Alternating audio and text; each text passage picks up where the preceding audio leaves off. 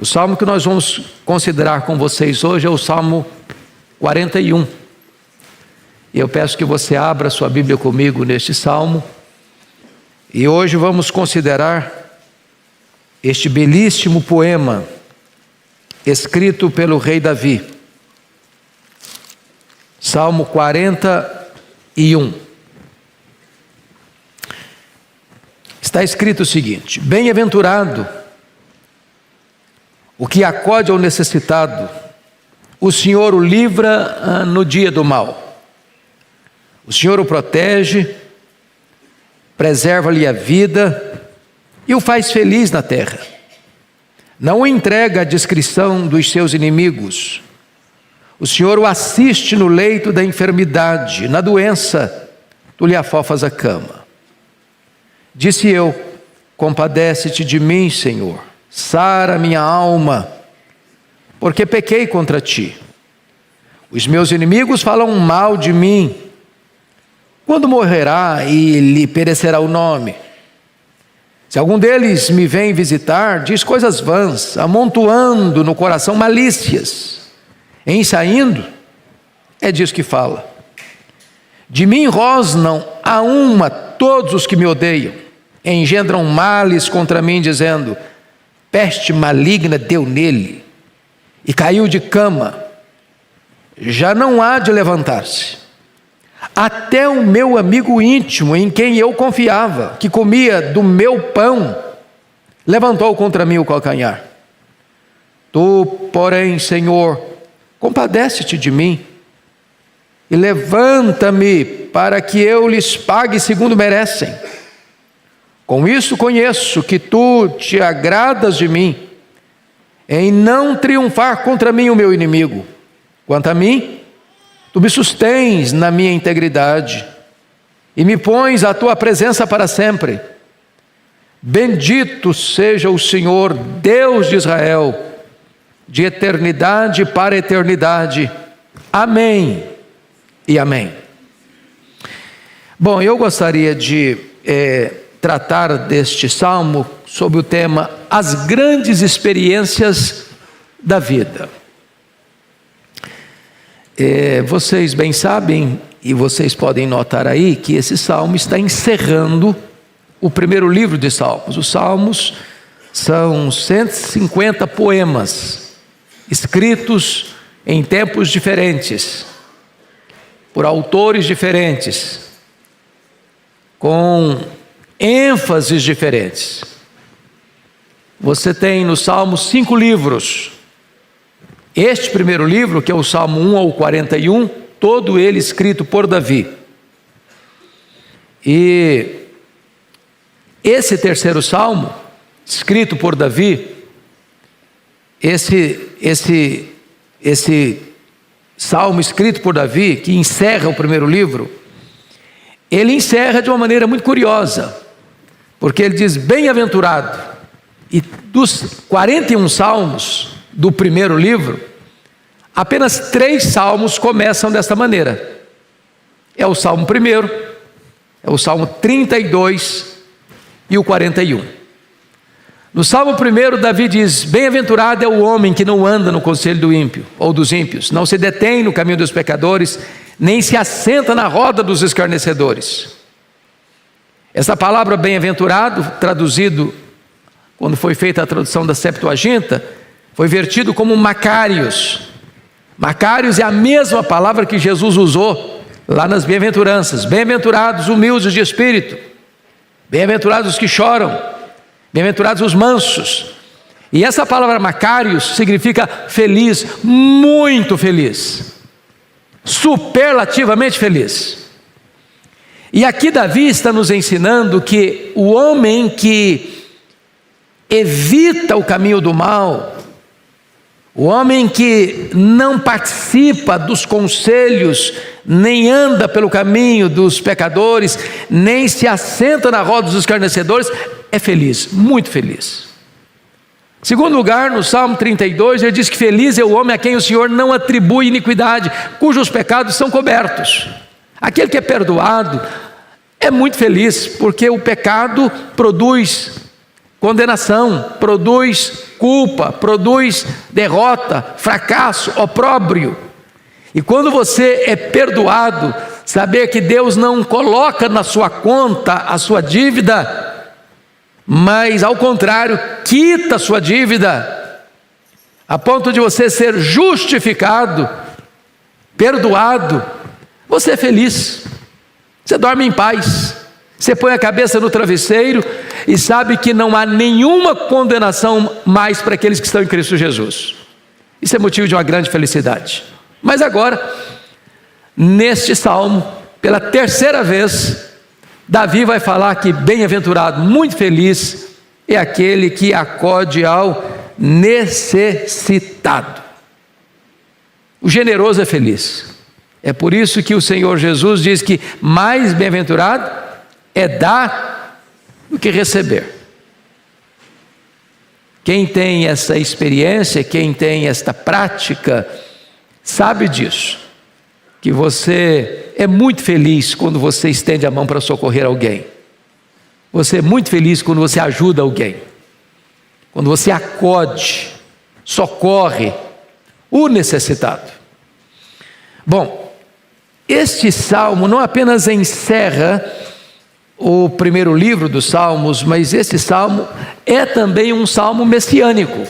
Você sabe, você tem salmos de louvor, você tem salmos de penitência, você tem salmos imprecatórios, você tem salmos de lamento, e você tem salmos messiânicos. Quando é que um salmo pode ser chamado de messiânico? Quando o autor, ao escrever, não escreve apenas algo que tem a ver com ele, mas como um profeta, ele escreve apontando para uma realidade de Cristo. E se você notar comigo, no verso 9 desse texto, até o meu amigo íntimo, em quem eu confiava, que comia do meu pão, levantou contra mim o calcanhar. Davi está falando de uma realidade que ele vivenciou. E teve amigos aliados, como Aitofel, por exemplo, que num dado momento se volta contra ele, para o trair, para puxar o seu tapete. Porém, ao escrever essas palavras, Davi não estava pensando precisamente nele, ele era um profeta. Ele estava apontando para alguém maior do que ele, para aquele que seria chamado o filho de Davi, o Messias. E esse versículo 9, ele nos remete ao texto que Jesus se refere a Judas Iscariotes, que comia do seu pão e voltou contra ele seu calcanhar, que o traiu.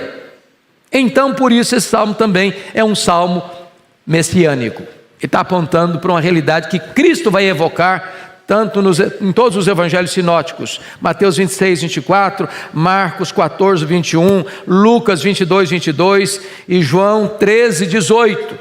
Todos esses evangelhos, ou todos esses evangelistas, citam este versículo, Salmo 41, 9, com referência à traição de Judas a Jesus Cristo. Bom, então, agora dito isso à guisa de introdução, vamos entrar na exposição do Salmo.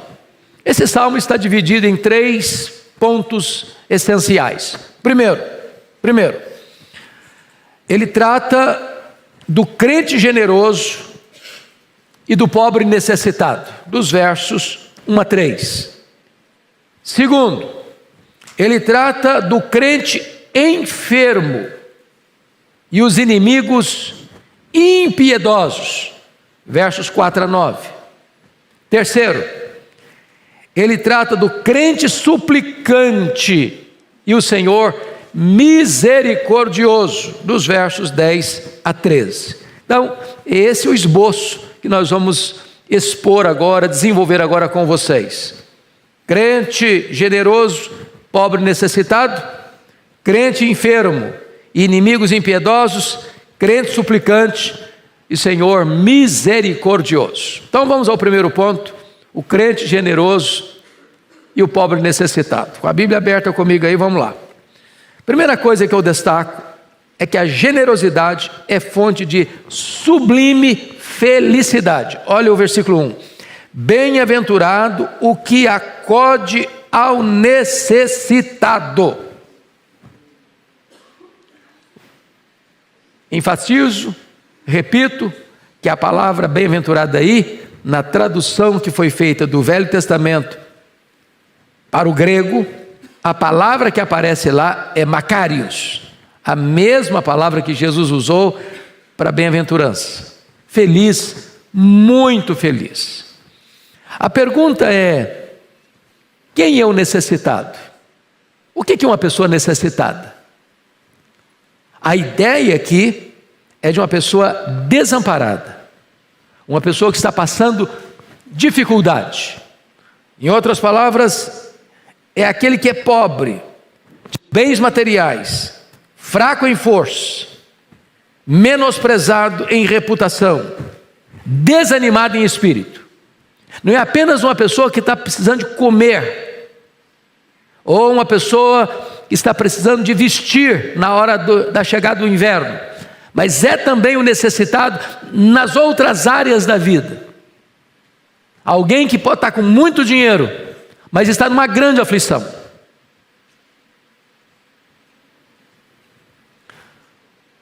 Essa semana atendi uma pessoa de um outro estado que me ligou, uma pessoa que tem muito dinheiro, que tem muitos bens, mas vivendo um drama, já tentar suicídio algumas vezes, a vida perdeu o sabor, a vida se desfigurou diante dos seus olhos, ele não consegue encontrar mais razão para viver. É uma pessoa necessitada, que precisa de ajuda, precisa de socorro, precisa de uma mão estendida, precisa de uma palavra de ânimo. E talvez você olhe o mapa de São Paulo, tem muitas pessoas carentes fisicamente, necessitadas de comida, e esta igreja tem sido uma agência nas mãos de Deus para atender tantas famílias necessitadas de pão, de comida, de uma cesta básica. Mas há outras pessoas que moram em palacetes, em condomínios de luxo, em apartamentos amplos, que vestem as roupas de grife mais caras, que andam pelas ruas de São Paulo e do Brasil e do mundo em carros de luxo, que têm reserva econômica para viver de uma forma de fausto e luxo por anos, mas que são carentes, necessitadas, estão desesperadas, precisando de uma palavra, serem acudidas. Este é o contexto aqui, meus amados irmãos. Agora, o texto está dizendo que quando você acode essa pessoa, socorre essa pessoa, na hora que ela mais precisa, na hora do desespero, na hora que ela está afundando, como que só o nariz de fora, tentando respirar, você que socorre é muito feliz. Você que estende a mão é muito feliz. O texto está mostrando para nós que feliz não é o egoísta, não é o narcisista, não é o que olha só para ele, pensa nele, desde que ele sobreviva, desde que ele esteja indo bem, desde que ele com saúde, com dinheiro, com família tranquila, com seus negócios prosperando, que os outros se danem, como diz a música do Roberto Carlos, que você me aqueça nesse inverno e o restante vá para o inferno. Eu estou pensando em mim, no meu bem, na minha felicidade. Não, esse texto ensina para nós o altruísmo. O altruísmo. De você olhar para o outro. De você olhar pela janela e saber que tem gente à sua volta precisando de uma palavra, precisando de uma mão estendida, precisando de um socorro, precisando de uma ajuda, precisando de ser notado e assistido. Essa é a ideia do texto. Se você faz isso, isso é fonte de uma sublime felicidade. Notem o que Spurgeon disse sobre esse versículo. Como são tolos os que temem perder a riqueza, dando-a, e não temem perderem-se, mantendo-a. Aquele que guarda ouro pode ser um bom carcereiro, mas aquele que dispõe para socorrer o necessitado é um bom mordomo. O que a Bíblia diz? A alma generosa prosperará, mas aquele que retém mais do que é justo é pura perda, vaza pelos dedos. Quando você socorre o pobre, você está emprestando a Deus, que não fica com dívida com ninguém. Então aqui a primeira palavra para você. Você tem essa experiência? Não estou falando lá uma vez ou outra na vida, não. Você tem a experiência de ajudar alguém de uma maneira programática, constante? Quanto do seu orçamento mensal você reserva para ajudar alguém? Frequentemente. Ah, pastor, eu não sei nem quem que eu posso ajudar. Sabe sim. Sabe sim. Tem gente na sua família? Tem gente que trabalha na sua casa? Tem gente que você conhece? Então eu gostaria aqui de fazer um desafio a você. Você não é o que você escuta, você não é o que você promete, você não é o que você sente, você é o que você faz. Ensinar isso aqui e de você ir para casa e contar tudo do mesmo jeito não resolveu muita coisa. Hoje, quem sabe você aqui faça um teste, uma experiência. E vou lhe dizer uma coisa: ninguém é tão pobre que não possa dar, e ninguém é tão rico que não possa receber. Assuma um compromisso diante de Deus. Eu vou começar a ajudar uma pessoa, eu vou começar a ser generoso, eu vou começar a dar parte daquilo que eu recebo. Veja o resultado, você vai ficar espantado, porque Deus vai multiplicar a sua sementeira, Deus vai fazer você prosperar, em todas as áreas. E você vai perceber que mais bem-aventurado é dar do que receber. Bom, mas vamos agora a uma outra verdade nesse texto. A generosidade não é apenas fonte de felicidade, a generosidade é fonte de ricas recompensas. E o texto vai elencar para nós 5 recompensas. Primeira, olha aí no versículo 1 ainda: o Senhor o livra no dia do mal. O que o texto está dizendo? Você é crente? Louvado seja Deus, você é crente. Você está aqui, você ama Deus, você é um servo, uma serva de Deus. Mas Deus não blindou a sua vida. Você não está numa estufa, você não está numa redoma de vidro. Você e eu enfrentamos também o dia mau. Não está escrito lá em Efésios 6, acerca do dia mau? Depois de você vencer tudo, você permanecer firme, porque chega o dia mau. O que é o dia mau? Se você pensa numa luta, numa batalha espiritual, o dia mau é o dia em que parece que todas as forças adversárias, visíveis e invisíveis, humanas e espirituais, conspiram contra você. É aquele dia que parece que os céus estão de bronze. Você já acorda com um nó na garganta.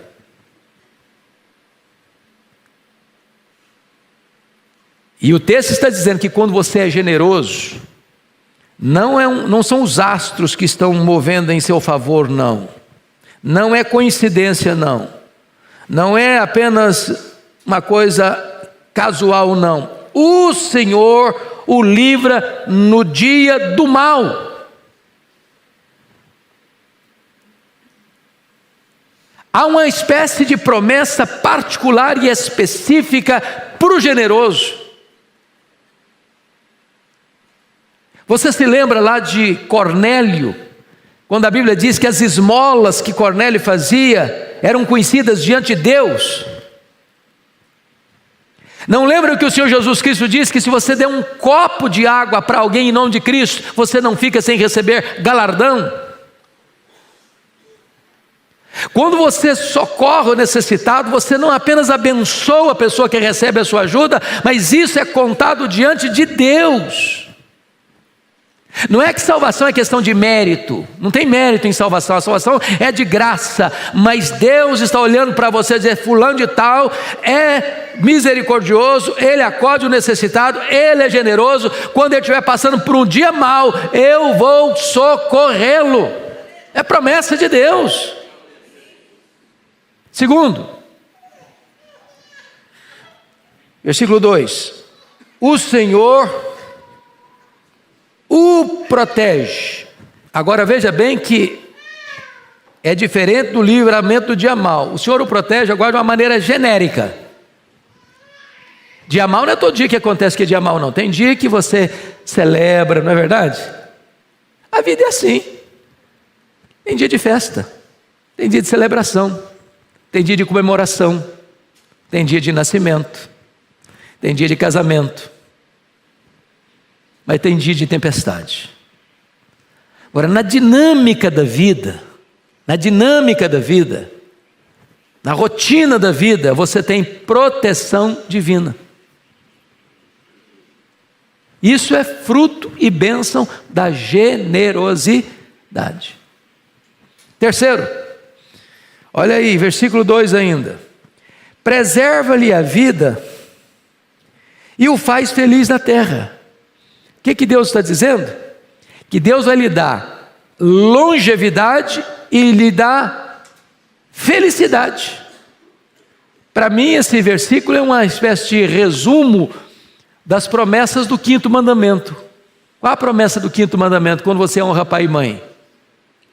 Vida longa e vida feliz. Porque tem gente que tem vida longa, mas é um rosário de sofrimento. Então não é só preservar a vida, é preservar a vida com qualidade, é preservar a vida com felicidade. E isso é promessa de Deus à pessoa generosa. Quarto, versículo 3: o Senhor o assiste no leito da enfermidade. Eu digo aqui que é o conforto na hora da doença. Porque uma coisa é estar doente, outra coisa é estar doente com serenidade. Nas minhas visitas pastorais, normalmente aos enfermos que estão internados, às vezes alguns no estado grave, outros no estado crônico, outros no estado terminal, eu já vi de tudo. Eu já vi pessoas desesperadas, o medo de morrer. E já vi pessoas que parecia que o céu estava vindo buscá-las. E o texto está dizendo que quando você acode o necessitado, você é generoso, é o próprio Deus quem vai assistir você no leito da enfermidade. Eu fico imaginando a pessoa que foi avarenta, com usura, que viu o pobre e o despediu de mãos vazias, que viu o necessitado e negou-lhe uma ajuda, que viu a família passar privações e guardou, como querendo enterrar no coração os tesouros que ajuntou na vida, se despedindo da vida, sem poder levar um centavo, desesperado, sem qualquer consolo, de um ósculo de amizade ou de amor que pudesse balsamizar a sua alma na hora do sofrimento. Mas a pessoa que é generosa, todas estas memórias, certamente Deus traz a lembrança dela, e ela está em paz, mesmo enferma. Mas há uma quinta promessa, está aí no versículo 3, parte B: na doença tu lhe afofas a cama. E eu confesso a vocês que ao longo da minha vida de 60 e lá vai fumaça de anos, eu entendi esse versículo de outra maneira. Quando eu fui examinar esse texto com mais vagar e estudá-lo para fazer o comentário, eu descobri uma coisa muito melhor do que eu acreditava até então. Eu pensava que a Fofá-cama era mais do que um colchão d'água. Já teve gente doente na família que precisou comprar um colchão d'água? A Fofá-cama, a expressão aí é curar, é levantar da cama. A Fofá-cama significa que o leito não vai ser o leito da enfermidade, mas vai ser o leito do descanso, de Deus lhe dar saúde. E em vez de você estar preso ao leito doente, você está descansando com saúde na sua cama. Porque eu não sei se você já percebeu isso, cama é uma bênção quando você está cansado, não é verdade? Agora, quando você tem que ficar na cama doente, um dia, 2 dias, uma semana, a cama vira um tormento. É um tormento. Afofar a cama traz a ideia de que a cama não vai ser um lugar onde você está preso nela, mas vai ser um lugar de refrigério e de descanso, porque Deus agora curou você, lhe deu saúde, e você vai para lá para descansar e não para sofrer. Essa é uma promessa de Deus a alguém que é generoso. Bom, essa é a primeira parte. Essa é a primeira parte. Agora vamos para a segunda parte. É por isso que eu disse para vocês que são as experiências da vida, porque esse salmo parece que ele não tem muita harmonia, no sentido de que ele narra pedaços da vida que não estão necessariamente conectados. Porque a transição para o verso 4, você diz, não está combinando, parece que não é a mesma pessoa. Não é a mesma pessoa. Não é a mesma pessoa, só que pintando quadros diferentes da vida. Qual o próximo quadro? O próximo quadro é de um crente doente, diante de inimigos impiedosos. Então veja comigo o primeiro ponto, que é uma confissão honesta, no verso 4. Disse eu, compadece-te de mim, Senhor, sara minha alma, porque pequei contra ti.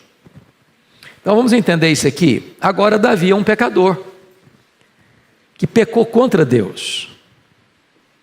E o que ele está sentindo agora? Ele está sofrendo.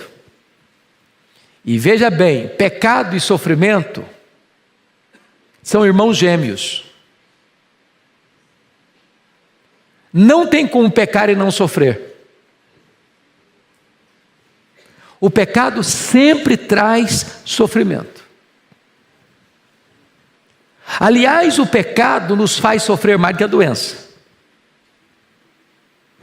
Porque a doença pode vir e você está em paz. Mas o pecado, ao vir, não deixa você em paz. O pior sofrimento não é aquele que surra o seu corpo. O pior sofrimento é aquele que açoita a sua consciência. É aquele que põe sobre você o peso da culpa. Então não há pecado indolor. O que faz você ficar cansado não é o trabalho, é o pecado. Porque o cansaço do trabalho, uma noite de sono reparador, renova o seu vigor. Mas o pecado estiola você, seca seus ossos, arranca lágrimas dos seus olhos e atormenta a sua vida. E aqui Davi está dizendo isso. Compadece de mim, sara minha alma. Ele está dizendo, a minha alma está doente, a minha alma está enferma. Por quê? Porque eu pequei. Pequei contra quem? Contra ti. O que é isso aqui? É uma confissão. Uma confissão arrancada do mais profundo da alma, doente, enfraquecida, debilitada, por causa do pecado. Veja você que ele está com o corpo doente e está com a alma doente. Isso é o efeito do pecado. O pecado adoece o corpo, o pecado adoece a alma. Mas agora, veja você que ele está enfrentando, depois de fazer uma confissão honesta, enfrentando uma maledicência impiedosa. Olha os versos 5 e 6. Você pode ler comigo, versos 5 e 6, vamos juntos? Os meus inimigos falam mal de mim. Quando morrerá, lhe perecerá o nome. Se algum deles me vem visitar, diz coisas vãs, amontoando no coração malícias, ensaindo. É disso que fala. Então vamos entender algumas coisas aqui. Você acha que crente tem inimigo?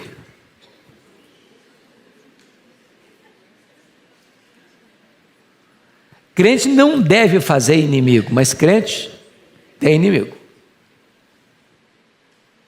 Agora, tem inimigo e inimigo. Tem inimigo que diz para você: eu sou seu inimigo. Você sabe com quem você está lutando. Mas tem inimigo que se disfarça de amigo. Tem inimigo que tem o desplante, a cara de pau, de quando você está doente, ele ir lá visitar você.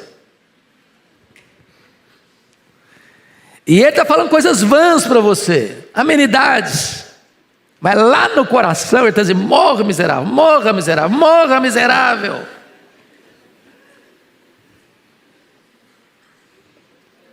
Você já pensou num negócio desse? Eu espero que você não tenha gente desse jeito. Davi enfrentou essa gente. Há pessoas que estão torcendo pela sua morte. E a pergunta deles é esta: quando morrerá e lhe perecerá o nome? Porque eles não querem só que Davi morre, eles querem que todo o nome que Davi granjeou pelas suas conquistas, pelas suas batalhas, pela sua notoriedade como um rei e um conquistador, tudo isso vá para a sepultura com ele. E esses inimigos são maledicentes, olha aí, falam mal de mim. Ô gente, a maledicência é pior que a espada. Você sabe que o pior inimigo do mundo, cheio de veneno, é o inimigo que se esconde atrás da toca dos dentes. É a língua maledicente. Tiago disse que essa língua é pior que um fogo, que incendeia uma floresta, e é pior do que um veneno, que mata, letalmente, mata. E aqui Davi está enfrentando esse problema aí, de inimigos maledicentes, de uma maledicência impiedosa, que espalha boataria, e que pior, se disfarça de amigo, e vai lá visitar você, lá na sua casa, lá no hospital. Você está recebendo soro pingando nas veias, e o cara está lá, dando risadinha, igual de hiena.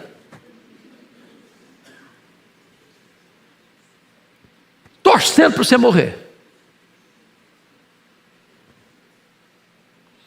Mas agora, Davi ainda vai além e compara esses inimigos que têm um ódio animalesco. Olha o versículo 7. De mim, você pode ler a parte B comigo? De mim, a parte A. De mim rosnam a uma todos os que me odeiam. E a ideia de rosnar aí é a ideia de uma alcateia de lobos, ou a ideia de cães raivosos. É aquele inimigo que arreganha os dentes. E quando um lobo rosna, quando um cachorro rosna, ele não está abanando o rabo, saudando você, que bom que você chegou. Ele está o quê? Armando o bote para atacar você. O que Davi está dizendo é que esses inimigos são tão violentos quanto uma alcateia de lobos, são tão violentos como cães raivosos que estão rosnando para atacar você. É o que Davi sentia. Aliás, a história de Davi, talvez uma das coisas boas, alguém me pergunta assim: pastor, como é que você lê a Bíblia? Porque tem gente que, a história de leitura da Bíblia, assim, eu li a Bíblia tantas vezes. Se você me perguntar quantas vezes eu li a Bíblia, eu não sei responder para você. Não sei. Porque eu não tenho o hábito, não estou dizendo que é errado não, eu admiro quem faz isso, aplaudo quem faz isso. Começa a leitura de Gênesis, vai Apocalipse. Começa em Gênesis, Apocalipse, Gênesis, Apocalipse, Gênesis, Apocalipse. Li tantas vezes. Maravilha. A minha experiência é outra. Eu gosto de morar num livro da Bíblia. Sabe o que é morar no livro da Bíblia? Você lê 1, 2, 10, 20 vezes o mesmo livro, ou lê o texto 1, 5, 10 vezes o mesmo texto, ou de você pegar uma biografia, como de Davi, por exemplo, e ler toda ela numa sentada só. Porque às vezes a gente lê fragmentadamente e não junta as coisas, não faz conexões, não é verdade? Então quando você lê a biografia de Davi, Davi foi um cara que só teve paz enquanto cuidava de ovelhas lá em Belém. No dia que o Samuel foi na casa do pai dele e entornou o azeite na cabeça dele, a partir dali ele passou a não ter paz dentro de casa, a partir da casa dele. Os irmãos dele já começaram a não gostar dele. Esse cara aqui, esse caçulinha, vem aqui só para atrapalhar a gente, porque ele estava cuidando lá das ovelhas. Aí vem, passou na fila, furou a fila, ele tomou o nosso lugar. A partir dali a vida de Davi foi uma vida de guerra a vida inteira. O cara não teve paz. Isso aqui não é retórica não, isso aqui é realidade. Mas vamos ver que esse ódio animalesco passa por um desejo perverso. Olha o 7b e o 8 comigo. Engendram males contra mim, dizendo: peste maligna deu nele, e caiu de cama, já não há de levantar-se. Meus irmãos, vejam vocês no verso 7b, engendram males contra mim. O que é engendrar males? O que é a ideia de engendrar? Maquinar, urdir, tramar, parar e fazer uma reunião de inimigos, que são cães que rosnam, para dizer o que nós podemos fazer para prejudicar, para destruir, para matar, para botar esse cara numa enrascada. É só você começar a dar uma lida, por exemplo, na saga das fugas de Davi do seu sogro. O rei Saul fazia reuniões e mais reuniões com o seu exército. Como nós vamos matar Davi? Ele escapou dessa? Vamos pensar numa outra estratégia. Vamos armar uma nova armadilha. Vamos criar uma nova situação para pegá-lo, para matá-lo, para destruí-lo. Você já imaginou o que é um cara viver a vida assim? Ele está vivendo esse drama. E agora veja você no verso 8. Davi ficou doente. E aí eles estão apostando numa doença gravíssima. Estão querendo que a doença seja mais grave do que de fato é. Dizendo assim, peste maligna deu nele. Peste maligna, via de regra, era uma expressão de lepra. Ou seja, uma doença incurável. Ele está doente, a doença dele é grave, a doença dele é incurável, e eles estão apostando nisso, já não há de levantar-se, ou seja, dessa vez, ele não escapa, dessa doença, ele não se cura, ele vai morrer mesmo. E eles estão festejando, aplaudindo, vai morrer, agora dessa ele não sai. É o desejo perverso. Em outras palavras, eles estão entoando antecipadamente cantilenas fúnebres. Você conhece gente assim? Que já aposta na derrota do outro? Só que Deus é tão maravilhoso que Deus costuma virar a mesa, viu? Deus costuma mudar o placar do jogo. Eu me lembro dentro da saga política paulistana, em tempos idos, de um candidato que resolveu sentar-se na cadeira nas vésperas da eleição, achando que a vitória dele já estava assegurada.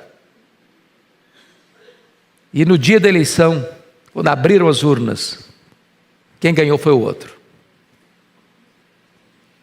É possível que alguém acredite que o outro vai ser derrotado e ele vai vencer. E é possível que Deus mude o jogo, que Deus altere a situação. E Deus curou Davi, Deus levantou Davi, e Davi sarou. E os seus inimigos ficaram completamente derrotados ao destilarem veneno contra Davi. Mas aí vem o último ponto desse ponto aqui, a traição ingrata do verso 9. Você pode ler o verso 9 comigo? Vamos lá? Até o meu amigo íntimo, em quem eu confiava, que comia do meu pão, levantou contra mim calcanhar. O texto não diz a quem Davi estava se referindo. Podia ser seu filho Absalão, podia ser o próprio sogro dele, o Saul, a quem ele ia lá tocar harpa na sala do rei. E Davi pode ter tido muitos defeitos, mas esse ele não teve. Ele nunca se insurgiu contra o sogro para matá-lo, tendo a oportunidade de fazê-lo. Pode ser Aitofel, seu conselheiro, que se aliou a Absalão na conspiração, depois cometeu suicídio. O certo é que Davi está dizendo que num dado momento da vida a gente pode também experimentar esse sabor amargo de um companheiro de jornada, no meio do caminho, virar as costas para a gente. Porém, Davi estava aqui profeticamente apontando para um fato maior. Do próprio filho de Davi, o Messias, Jesus de Nazaré, nosso glorioso Redentor, que chama 12 homens para serem apóstolos. E dentre esses 12 homens, um deles exerceu um cargo de confiança, tesoureiro do grupo, Judas Iscariotes. E num dado momento, Judas Iscariotes, dominado pela ganância, pela avareza, pelo amor ao dinheiro, resolveu livremente vender Jesus por 30 moedas de prata e trair o seu Senhor. E na verdade, Judas vai se tornar o líder da escolta militar, composta de soldados romanos e soldados do Sinédrio, fortemente armados, para na noite fatídica que Jesus viveu no jardim do Getsêmani, capitanear a corja e entrar no jardim e depositar na face sacrossanta de Jesus o beijo traidor. E o beijo traidor de Judas feriu o coração do nosso Senhor, tanto quanto os cravos que lhe rasgaram as mãos. E aqui Davi está retratando esta cena, que aconteceu 1000 anos depois de Davi escrever esse salmo. Bom, vamos então agora ao último ponto desse salmo. Primeiro, ele falou do generoso, depois ele falou do enfermo, agora nós vamos falar do crente que ora, o crente suplicante, versos 10 a 13. Vamos olhar aí. Em vez de Davi sucumbir, Davi ora. A primeira coisa que eu chamo a sua atenção é o pedido de restauração do verso 10. Você pode ler comigo 10? Vamos juntos? Tu, porém, Senhor, compadece-te de mim. Levanta-me, para que eu lhes pague segundo merecem. O que é que você vai fazer quando você constata que alguém está perseguindo você? Ou que alguém traiu você? Qual é a reação natural do ser humano? Pagar na mesma moeda. Dá o troco. Dente por dente, olho por olho, pé por pé, queimadura por queimadura.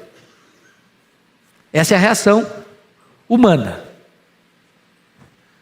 Não foi essa a reação de Davi. O que Davi fez?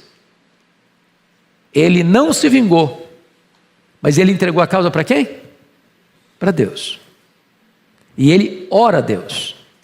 E a primeira coisa que ele vai fazer é dizer: tu, porém, Senhor, compadece-te de mim. Ele não está pedindo direito, ele está pedindo compaixão. Ele está dizendo: Senhor, eu sou uma pessoa maravilhosa e eu tenho direitos garantidos, e eu decreto que tu me levantes dessa cama da enfermidade, que tu derrotes o meu inimigo. Não foi isso que ele fez. Ele chega para Deus, humildemente pede o quê? Compaixão, misericórdia. Segunda coisa,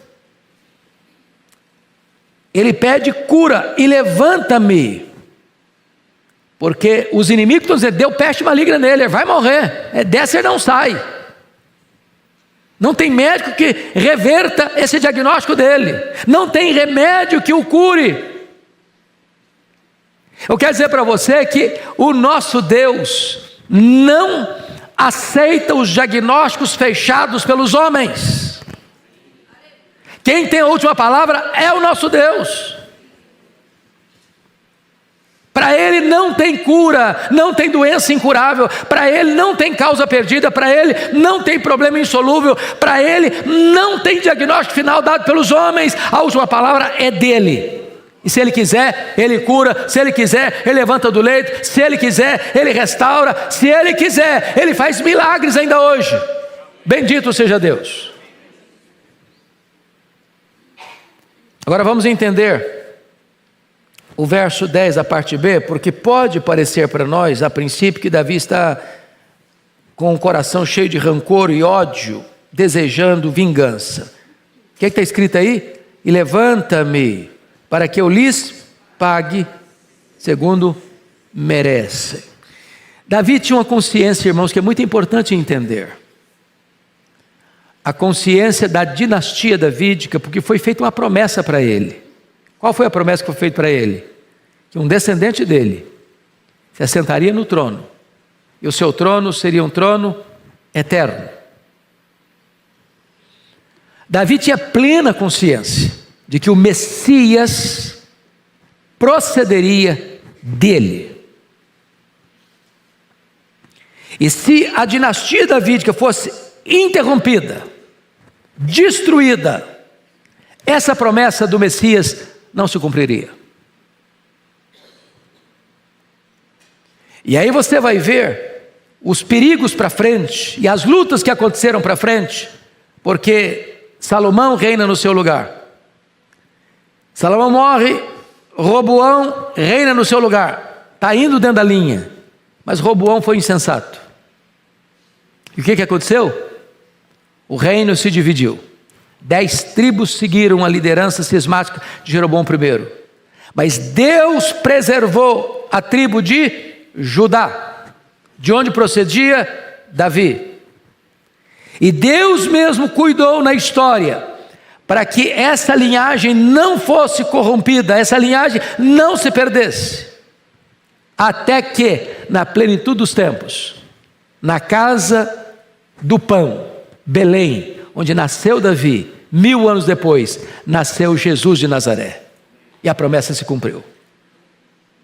Davi está aqui não querendo vingança pessoal. O que Davi está aqui pedindo é que a dinastia não fosse interrompida, para que os inimigos não frustrassem o propósito soberano de Deus. E Deus é fiel para cumprir a sua promessa, e os inimigos foram derrotados, e a dinastia davídica prosseguiu. Segunda coisa, tributo de gratidão no versículo 11. Com isso conheço, que tu te agradas de mim, em não triunfar contra mim, o meu inimigo. Davi tinha plena consciência de duas coisas. Primeiro, que Deus perdoou o seu pecado. Segundo, que Deus o curou da sua enfermidade. Terceiro, que Deus cumpriu o seu plano de, através dele, suscitar o Messias, o nosso Salvador. E Ele está aqui dando graças a Deus por isso. Com isto conheço que tu te agradas de mim. E eu quero dizer para você que também o Senhor Deus se agrada de você, porque você está em Cristo. Você está em Cristo. Deus se agrada de você. Deus fez você assentar com Cristo nas regiões celestes, acima de todo principado e potestade. Então, quando Deus olha para você, Ele vê a justiça de Cristo em você e Ele se agrada de você, apesar de você e eu sermos quem nós somos, pecadores. Bendito seja Deus por isso. Terceiro, penúltimo lugar, anelo por comunhão, versículo 12. Leia o 12 comigo. Quanto a mim, vamos juntos?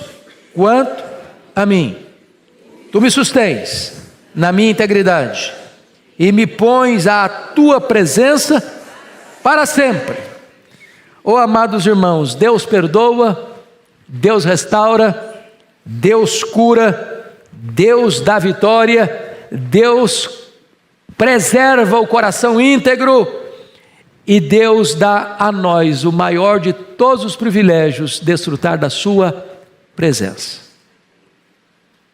A maior bênção na vida de um ser humano é andar na presença de Deus. Bens, saúde, prestígio, são coisas boas, magníficas, preciosíssimas. Mas a maior bênção é a comunhão com Deus, é a presença de Deus. Foi por isso que quando Deus disse para Moisés, lá em Cades Barneia, olha, vocês vão ter a minha promessa. Eu vou dar para vocês a terra prometida. Eu vou levar vocês lá. Vou escalar um anjo para acompanhar vocês até lá. Vocês vão conquistar a terra. A promessa está de pé. Mas eu não vou com vocês. E Moisés disse para o Senhor, Deus, se tu não fores conosco, não nos faça subir. Porque a maior necessidade nossa não é da terra prometida. Um anjo é tão importante, mas a maior necessidade nossa não é de um anjo. A maior necessidade nossa é da tua presença conosco. É a presença de Deus. Irmão, se Deus está presente, temos tudo. Ele é o nosso prazer, Ele é o nosso deleite, Ele é a nossa herança, Ele é a nossa alegria, Ele é a nossa paz, Ele é a nossa justiça, Ele é a razão da nossa vida. Finalmente, este versículo final, versículo 13, ele é uma doxologia, e eu chamo sua atenção para esse ponto. Nós temos, disse a vocês, 5 livros no livro de Salmos.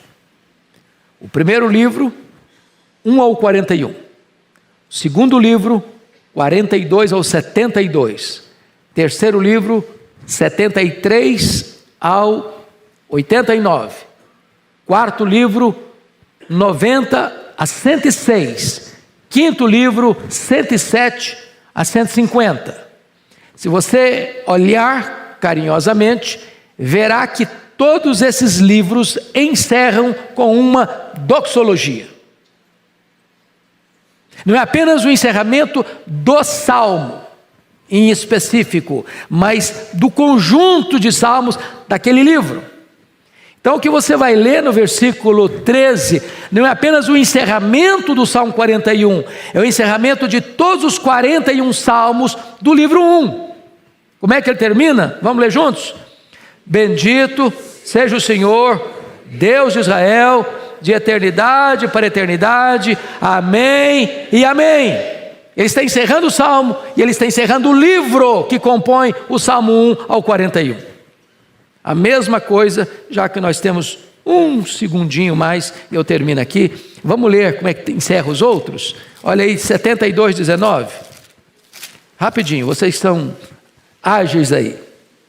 72, 19. Olha como é que encerra o segundo livro. Bendito para sempre o seu glorioso nome, e da sua glória se encha toda a terra. Amém e amém. Olha como é que encerra o terceiro livro, 89 e 52.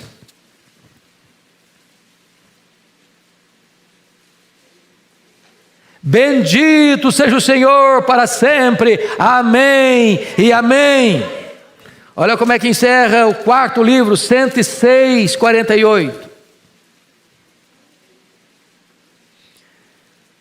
Bendito seja o Senhor Deus de Israel, de eternidade a eternidade. E todo o povo diga amém, aleluia.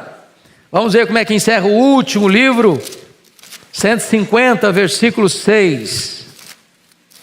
150, versículo 6. Vamos ler todos juntos agora?